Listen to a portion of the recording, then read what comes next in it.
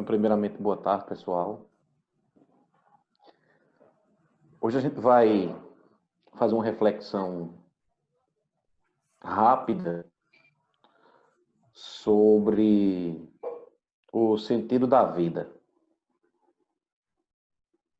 E esse tema a gente já estudou aqui, já fez aqui duas vezes. A gente estudou esse tema primeiramente em 2016, aqui na Casa Templo. E o ano passado nós tivemos um retiro, que esse tema também foi discutido. A questão do sentido da vida. Eu quero começar hoje, igual eu comecei a semana passada, igual eu comecei no sábado passado, dizendo uma coisa que o Buda falava, que era a seguinte. O Buda estava lá caminhando, chegou numa aldeia, e os moradores dessa aldeia perguntaram: abençoado, muitos mestres passam aqui dizendo coisas e dizendo que o seu ensinamento é superior, é um ensinamento real. O que é que a gente deve fazer? Aí o Buda disse nessa comunidade, a comunidade dos Kalamas, o Buda simplesmente disse o seguinte: depois que eu falar, você pegue aquilo, analise, certo? Analise e veja se faz algum sentido ou não. Se fizer sentido e você puder usar para lhe beneficiar e beneficiar outras pessoas, ok. Se você achar que isso não faz sentido, se você achar que isso não serve, apenas descarte. Então, é um tema, pessoal, que, na verdade, infelizmente, ele é pouco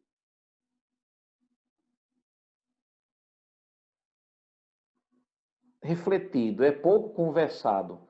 Até mesmo nas rodas de conversa de amigos, essas questões assim, mais profundo mesmo, sobre o sentido da vida, é praticamente esquecido. Muitas vezes a gente faz quando a gente está sentindo dor existencial, né? Quando a gente está sentindo dor existencial, aí sim, aí a gente faz. Isso quando a gente simplesmente não se entope de coisas para não sentir aquela dor. Então hoje a gente vai mais ou menos, eu vou dividir esse tema em duas partes, hoje e sábado que vem. Então hoje a gente vai começar a ver, será que a gente atribui a vida? Será que a gente tem um sentido da vida? Será que a gente enxerga a vida da maneira como realmente ela é?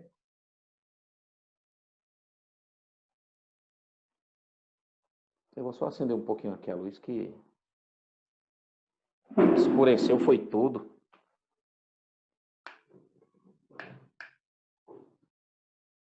Então, será que a gente atribui à vida valores que são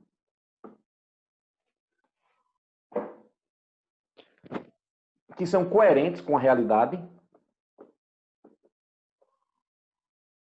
Não é?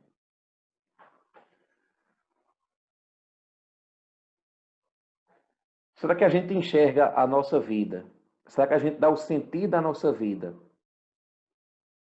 sob a perspectiva correta? Como as coisas são interdependentes, as coisas são impermanentes e tudo que existe educa, tudo que existe é insatisfatório. Parece muito pessimista falar dessa maneira, dizer que tudo que existe é insatisfatório. Mas vamos supor que você adora comer uma determinada comida. E você passa o dia inteiro comendo. Talvez você nem aguente. Chega uma hora que aquilo começa a ficar estranho. Chega uma hora que aquilo começa a ficar esquisito, até nos fazer mal. Então, será que a gente se relaciona com a vida, com a realidade, da forma que ela é?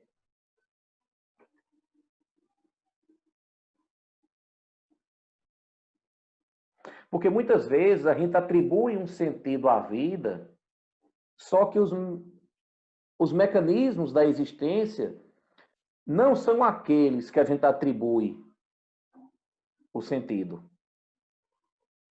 Por exemplo, como de repente você gosta de tomar um banhozinho de praia e gosta de ondas sempre fortes e sempre em uma determinada altura. E você sempre fica buscando aquilo. Nem sempre a onda vai vir forte, da intensidade que você quer, e nem sempre vai vir na altura que você deseja. Então, eu acho que é uma contribuição importante que a gente pode tirar daqui hoje, é justamente essa. Eu preciso enxergar a vida, eu preciso dar sentido à vida da forma que ela é. E como é que é a vida? Como é que é a existência?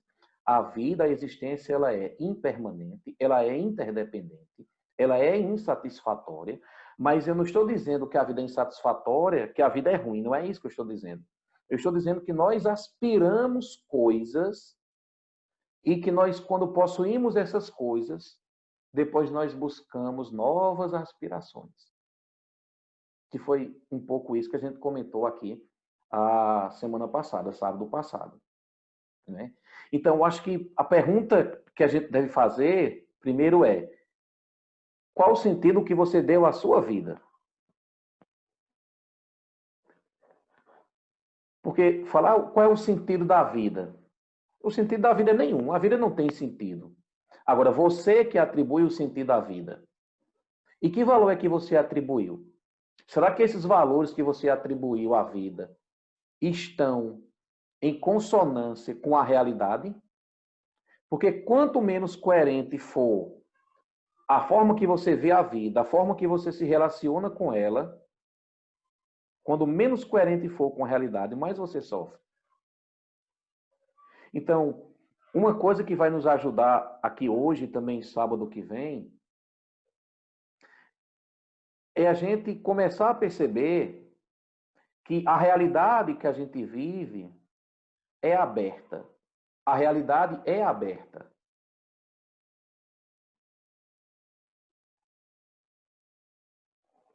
Basta falar, por exemplo, que de repente você está numa situação onde tem pessoas adorando aquilo e você está detestando. Por quê? Aquilo vem necessariamente da situação ou é a forma que nós estamos vivenciando aquilo? Mas o que acontece é que a gente não percebe que a realidade ela é aberta, porque as nossas emoções, os nossos pensamentos taxam logo num processo muito rápido.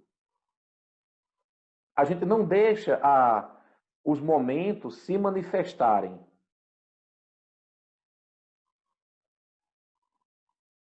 A gente não deixa a beleza da vida se manifestar, a beleza do momento se manifestar.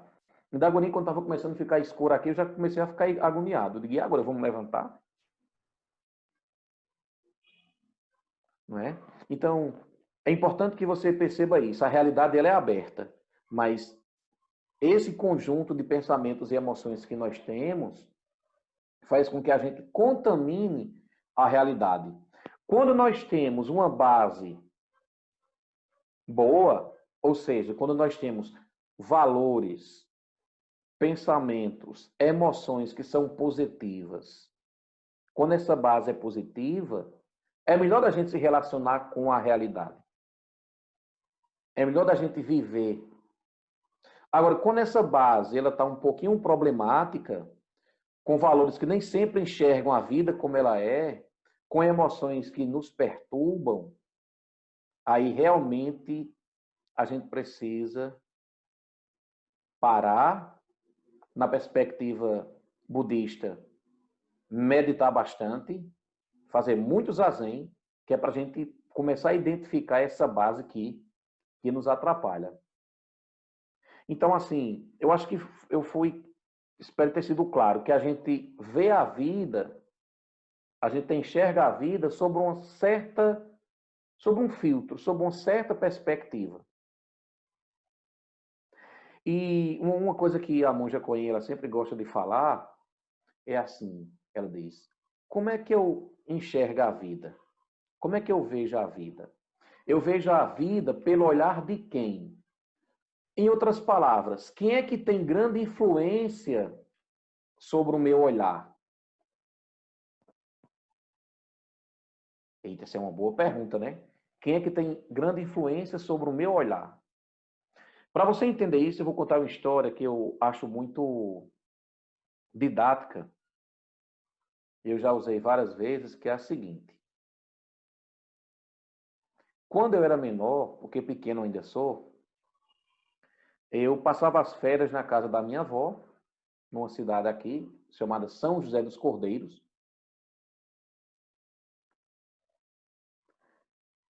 E às vezes eu ia assistir um jogo de futebol na casa de algumas pessoas, e eu percebia que essas pessoas, quando era o intervalo, desligavam a televisão, naqueles 15, 20 minutos.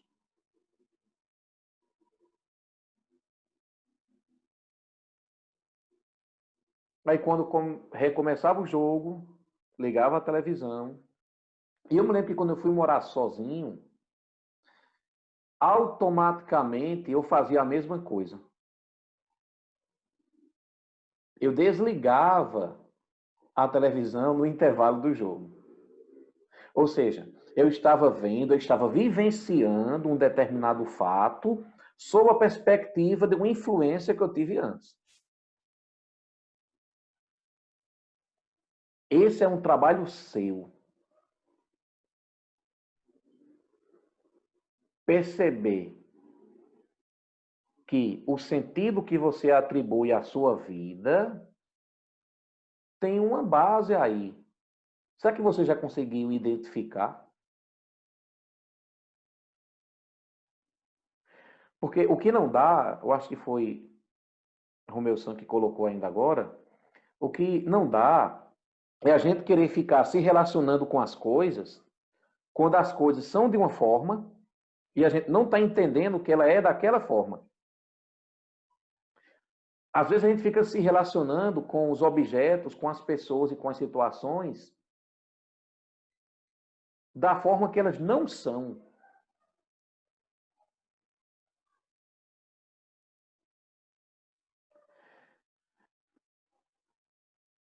Isso é incoerência. E essa incoerência é sofrimento. Eu preciso ver, eu preciso me relacionar com a vida, com as pessoas, com os objetos e com as situações da forma que eles são.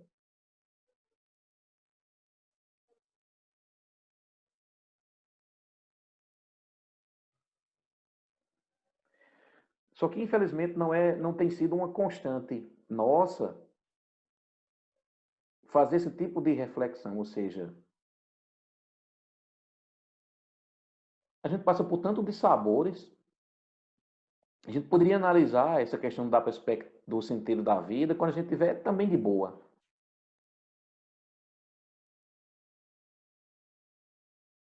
Então, eu estava pensando aqui ainda agora, era para eu ter falado logo as coisas antes da internet cair.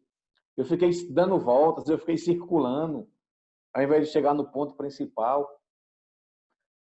Então, esse é um ponto importante que a gente estava analisando antes da internet cair, que é justamente os nossos ancestrais, eles não costumavam falar sobre isso. Na verdade, os nossos ancestrais, eles criaram um modelo de vida que observa e resolve as coisas do mundo externo. Os nossos ancestrais, eles são capazes de fazer uma conta matemática para dizer que o aquecimento global existe ou para dizer que esse aquecimento global não existe. Mas quando os problemas da vida, os problemas emocionais, eles começam a se aproximar, toda essa base, essa conta matemática não tem muita serventia. Então, os nossos ancestrais nos ensinaram que o sentido da vida, o importante é ter um bom emprego, é poder pagar as contas. É basicamente isso. Apertando bem muito, é basicamente isso. A gente é programado para quê? Para isso. O filhinho nasceu, tem que chegar a tal idade, vamos colocar na escola. Exatamente, aí Romeu Santos coloca, ensinar o sentido da vida deles. E não deixaram esse tema de maneira mais aberta. Então, o que é que acontece com a gente muitas vezes? É que a gente entra numa aspiração por coisas externas.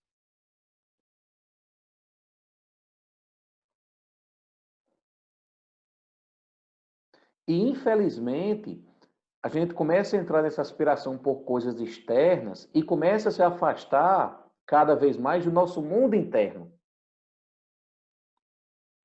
De estudar a si mesmo.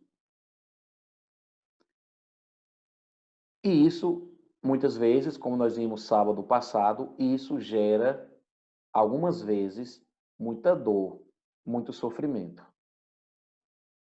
Então, existe uma cegueira na nossa sociedade que é atrelar o sentido da vida a coisas externas. E ainda tem outra coisa que muitas vezes a gente aprende, o sofrimento ensina. Olha, o sofrimento é muito pedagógico. Não que o sofrimento não nos ensine, ensina. Mas a gente deveria aprender com a sabedoria e não com o sofrimento. Você acha que os mestres, Buda, Jesus, Maomé e muitos outros que a humanidade já teve, eles nasceram e deixaram a sabedoria para quê? Para a gente colocar assim debaixo do braço? Não, pelo contrário, eles ensinaram, eles nasceram e ensinaram que é para a gente pegar, usar a sabedoria deles e não sofrer, ou pelo menos sofrer menos. Então parece que a gente não entendeu direito a mensagem que os mestres deixaram.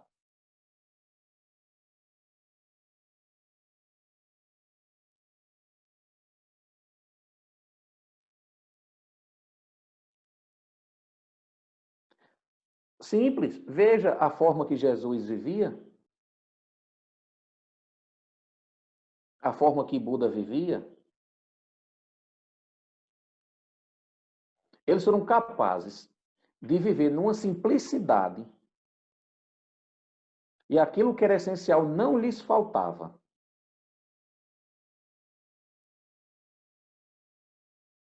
Eu não estou dizendo que é para a gente renunciar a tudo, não é isso que eu estou dizendo. Que nós não estamos prontos para renunciar.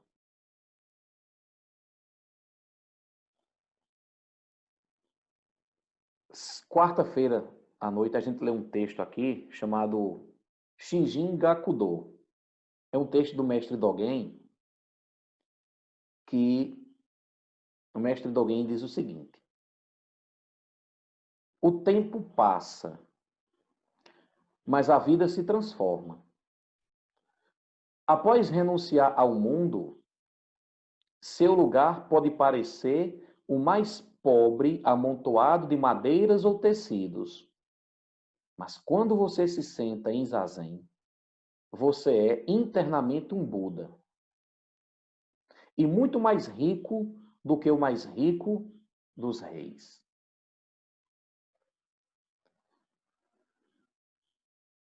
A renúncia que eu quero colocar aqui é a renúncia das emoções negativas, dos pensamentos perturbadores.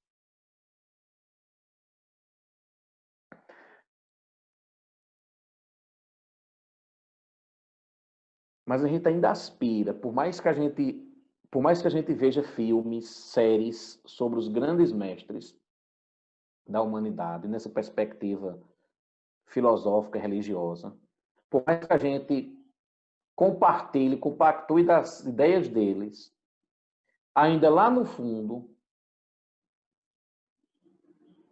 existe a nossa aspiração em nos associar com coisas que são impermanentes.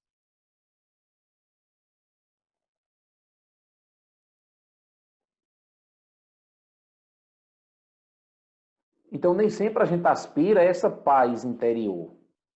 Não. O que a gente aspira mesmo, na maioria das vezes, é ter um bom salário, é ter um bom emprego, que são coisas importantes. Não estou dizendo que não é. E a gente às vezes quer fazer uma mudança na vida, mas não sabe bem por onde começar. Fazer uma conta simples. Veja, um dia tem 24 horas. Um dia tem 24 horas. De acordo com a lei, nós devemos trabalhar 8 horas por dia. Então, sobraram aí 16 horas.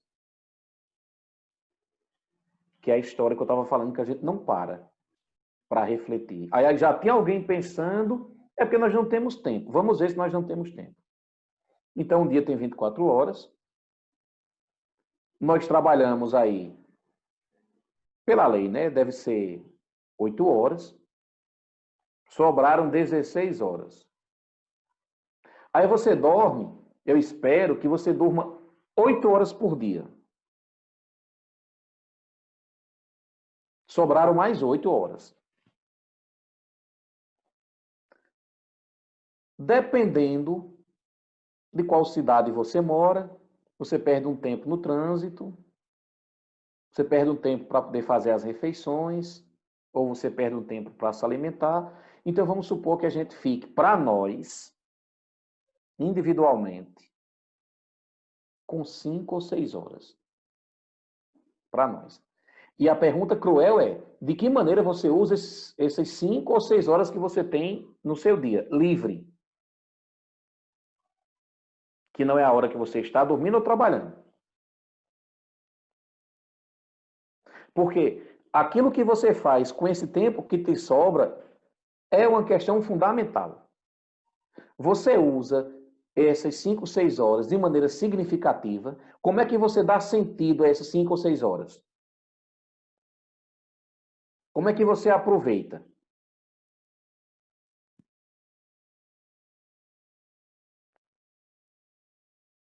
Você pode aproveitar essa brecha para ler um livro, para analisar a sua vida, para relembrar coisas que foram positivas e que não foram positivas, para avaliar esses momentos, para se relacionar de maneira saudável com as pessoas, para visitar as pessoas, para dizer que gosta delas, para dizer que elas são importantes. Mas esse mundo que a gente vive, ele é muito tentador. Esse mundo, ele nos oferece muitas coisas. Nenhuma delas é permanente. Você já pensou a quantidade de coisas que você já fez para ser feliz?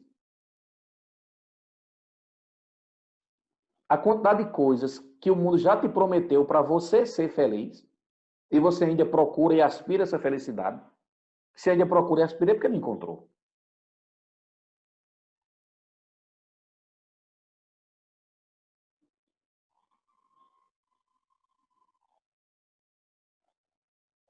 Eu me lembro que quando eu era mais jovem, eu gostava muito de andar de bicicleta. E tinha dia que eu ia para lugares que eu nem imaginava que existia. Era uma liberdade, uma coisa assim. E às vezes era tão bom ficar simplesmente parava assim numa calçada, moleque, né? Parava assim numa calçada e ficava.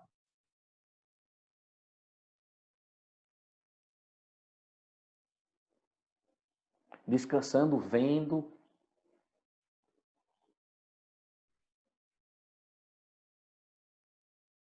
Às vezes, eu me sinto ainda apenas fazendo aquilo.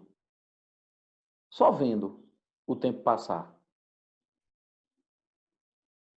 Será que a gente vive a vida só vendo o tempo passar? E o que talvez seja pior, será que a gente gasta a nossa energia com coisas que a impermanência vai corroer? Será que a gente está se engajando em coisas que vamos ter que deixar depois que a gente morrer?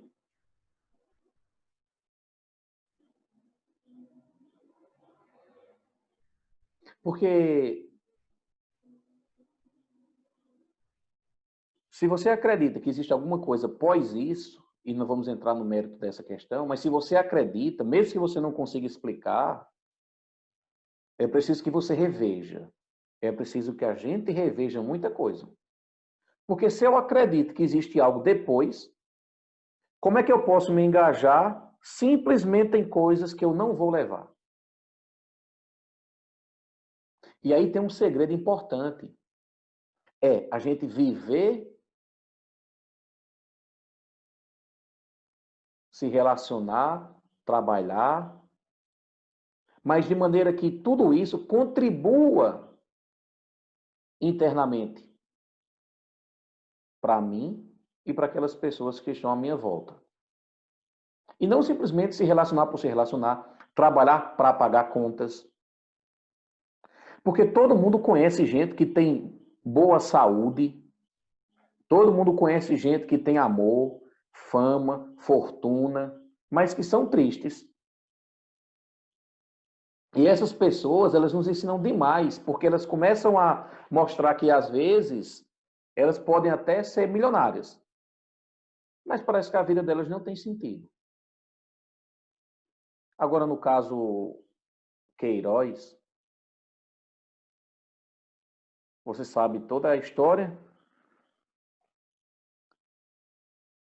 Um miliciano, jornais já dizem isso abertamente.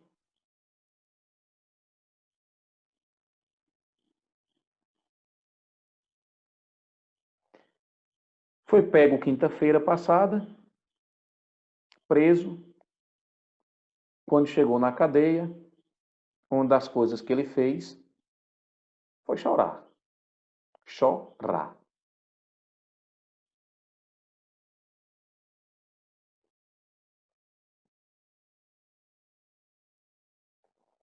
Então, muitas vezes, nós temos essa grande ilusão que para a gente ser feliz, para a vida ter sentido, a gente precisa ter condições. E eu me lembro que o ano passado, quando eu estava preparando o material para o retiro, eu fui atrás dessa relação entre felicidade e conquistas materiais. Tem um cidadão estadunidense chamado Lewis Lapham, que ele escrevia para uma revista chamada Magazine Happiness. E ele fez uma série de reportagens mostrando isso, entrevistando pessoas, perguntando o seguinte: para você ser feliz hoje, você deveria ganhar quanto? A maioria dos entrevistados disse: eu precisaria dobrar o meu salário. Olha a pergunta do cara. Para você ser feliz, você deveria ganhar quanto? A maioria disse: eu deveria dobrar o meu salário. Então, tinha gente que ganhava 50 mil dólares, almejava 100 mil dólares. Os grandes empresários, 1 milhão de dólares, mas ansiava por 2 milhões.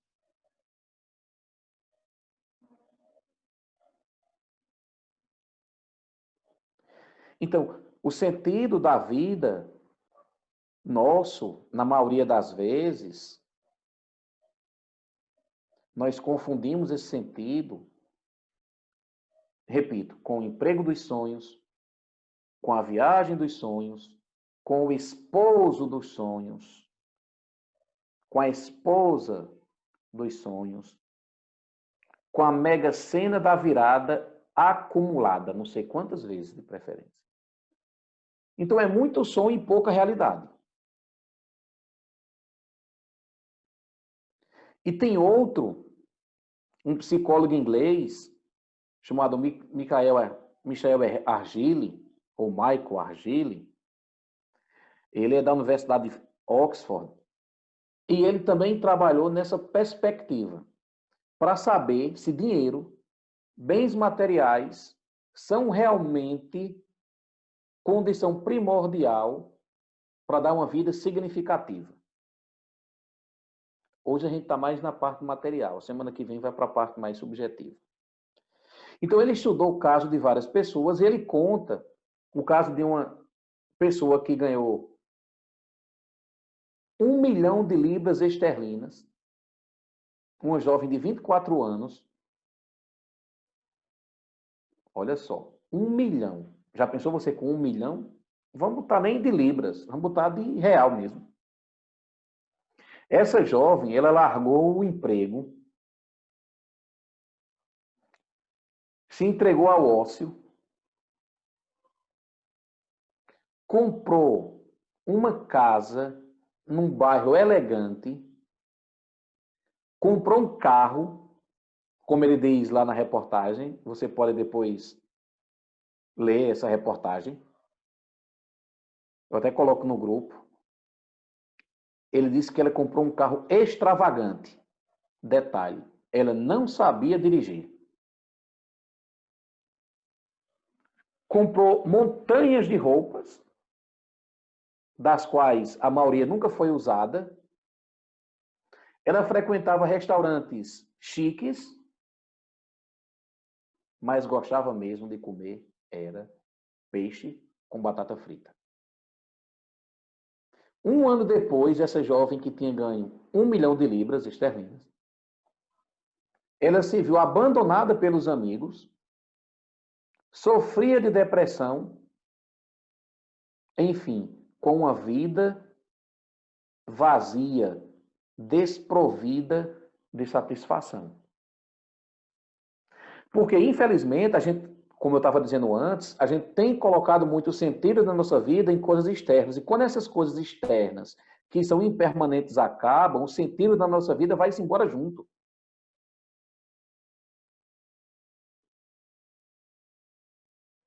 O que é que os estudos mostram?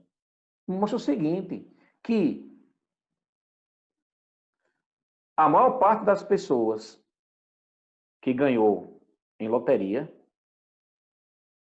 passou por um períodozinho de exaltação. Lógico que dinheiro é bom, não estamos dizendo aqui que dinheiro não é bom. Conforto é bom, não estou dizendo que não é. Mas a maioria das pessoas que ganhou, para não dizer todos, que é o que ele fala na reportagem, essa galera ganhou na loteria, passou por um período de exaltação, mas ali em média de um ano e meio depois, o nível de satisfação dessas pessoas tinha voltado ao habitual. É aqui a chave do sentido da vida. É aqui que você tem que trabalhar. As pessoas aspiravam ser milionárias, conseguiram, fizeram os seus sonhos realizados, mas um ano e meio depois, o nível de satisfação delas tinha voltado ao habitual. Em outras palavras, o que os estudos concluem é que a riqueza, mesmo acima da média, não faz diferença no sentido da nossa vida. Não contribui efetivamente com a nossa felicidade. E o que é pior é que a gente vê, isso aí, logicamente eu faço parte de todo esse processo, não estou me ausentando aqui. O que a gente vê é que nós simplesmente gastamos a nossa energia vital com coisas que a impermanência vai corroer. A gente passa a maior parte do nosso tempo, fiz essas contas ali ainda agora, a gente passa a maior parte do nosso tempo engajado em coisas que não contribuem para nós nos aspectos mais profundos de nossa vida. Repito, não estou falando da renúncia ao mundo. Não. Mas como é que eu me relaciono com o mundo? Como é que eu me relaciono com as pessoas? Como é que eu, no meu trabalho, na minha família, vivo estas coisas que eu preciso viver, que é inerente à nossa sociedade, mas que eu tiro um proveito interno. que ultrapasse o tempo e o espaço.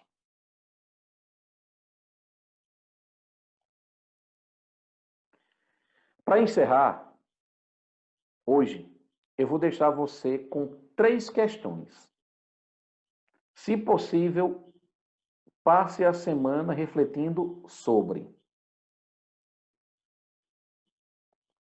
Primeira reflexão. 3 coisas, mas não se apegando a elas. Eu acho que foi isso que... Sozinho, pode me dizer o que foi que... Foi Paulo Sam. Ele disse ter as coisas, mas não se apegando às coisas. Isso mesmo. E quando a gente tem as coisas da maneira errada, as coisas também nos têm. Isso é simples e profundo. Nossa. Essa xícara aqui, não vou lhe emprestar, porque foi tia Ellen que me deu, foi Gincan que me deu. A minha tinha quebrado, eu botei a minha no congelador para ter a água desejada a 15 graus. E aí ela partiu, a xícarazinha. Aí eu tô com essa aqui, eu não empresto a ninguém. Então, muitas vezes nós temos as coisas e as coisas também nos têm. E a diferença é como eu me relaciono com elas, que é isso que Paulo Sam coloca muito bem. Então, vamos lá, 3 coisinhas para a gente refletir durante a semana.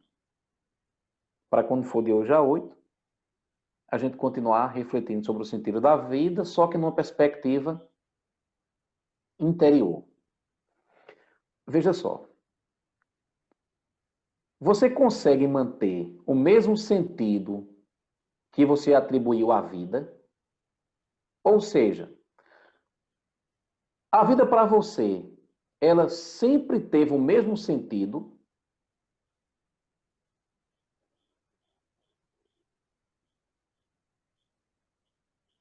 Você, de quando se entende de gente até agora, a vida sempre teve o mesmo sentido? Refletir sobre isso. Segunda reflexão. Quando você consegue o objeto que você tanto desejava, o que é que acontece?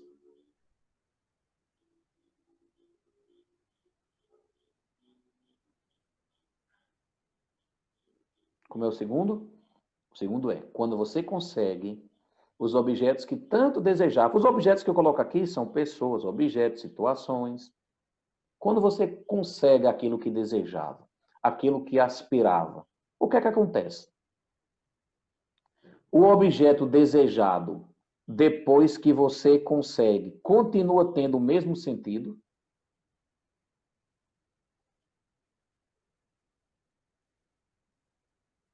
E a terceira reflexão. Você está satisfeito em que nível? Com pessoas, objetos e situações que você tanto desejou.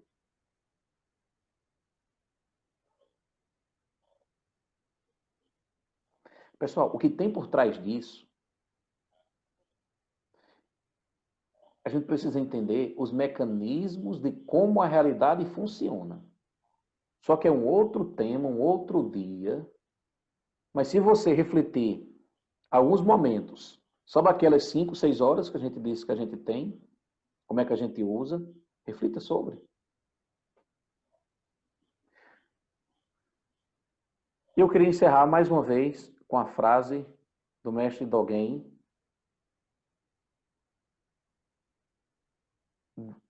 do texto Jinshi Gakudo. Sim, repito sim, a pergunta. Então, eu acho que foi a terceira, né? Eu vou dizer todas, certo? Então, primeira pergunta. Você consegue manter o mesmo sentido que você atribuiu à vida? Ou seja, a vida para você sempre tem o mesmo sentido? Segunda pergunta. Quando você consegue o que tanto desejava, o que acontece?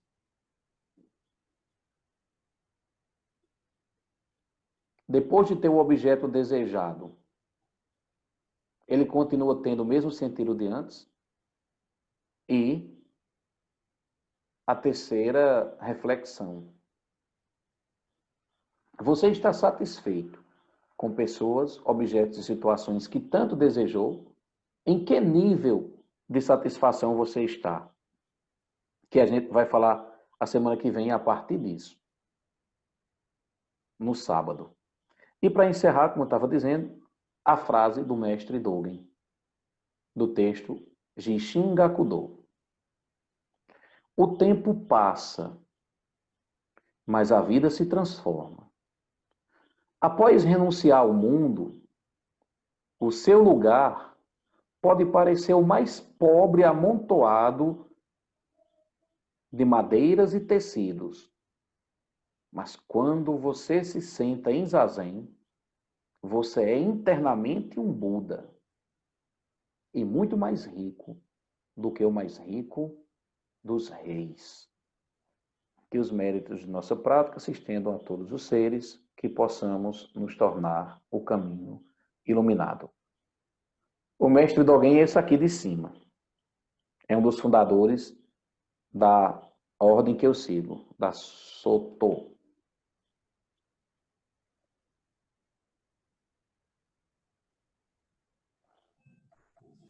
Se alguém desejar fazer algum comentário, certo?